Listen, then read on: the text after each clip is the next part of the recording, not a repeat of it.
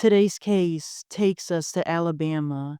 It's one of those stories that hits hard because it feels like someone just slipped through the cracks.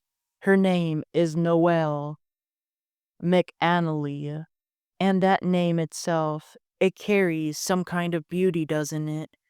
Noelle sounds like the kind of name you'd expect for a beautiful Catholic kid. In fact, at my local Catholic church, there is a girl named Noelle. She's very sweet. Probably one of the sweetest kiddos I've ever met. A name tied to Christmas, to family, to tradition. But Noelle's story was not filled with safety and warmth. Instead, it became one of tragedy. Noelle was just 26 years old when her life was taken. On June 1st, 2004, she was last seen at an abandoned home on Dewey Street in West Huntsville, Alabama. In the days that followed, something terrible happened. Sometime within 24 hours, she was murdered, and her body was discarded like evidence, not like a person.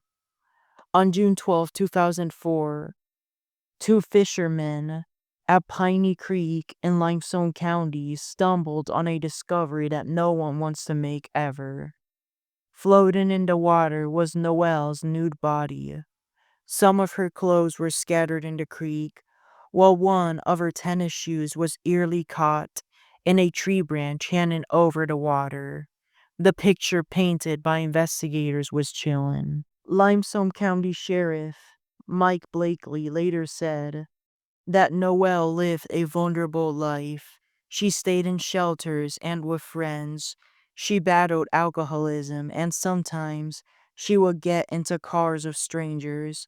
Those vulnerabilities sadly put her at greater risk. What makes her case more painful is that it's still unsolved. It has gone cold.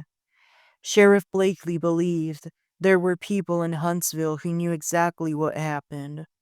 Authorities even offered a reward of up to $1,000 for information. But nearly 2 decades later, the killer has never been identified nor brought to justice. Noelle's story does not end at the creek. Her family and friends made sure to give her a farewell.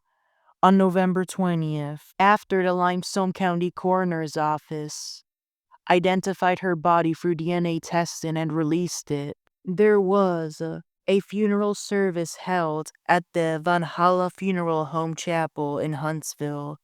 That was on November 20th, 2004. It was a chance to honor her life, even as so many questions about her death remained unanswered. When you look at her story, it's more than just a case file. It's a reminder of how people living on society's margins are deeply affected by tragedy. People who struggle with addiction, homelessness, or poverty are often left unprotected. And when tragedy strikes, justice moves too slowly. Noelle, a beautiful name, a Catholic name, and a life that deserves so much more than an unsolved case file.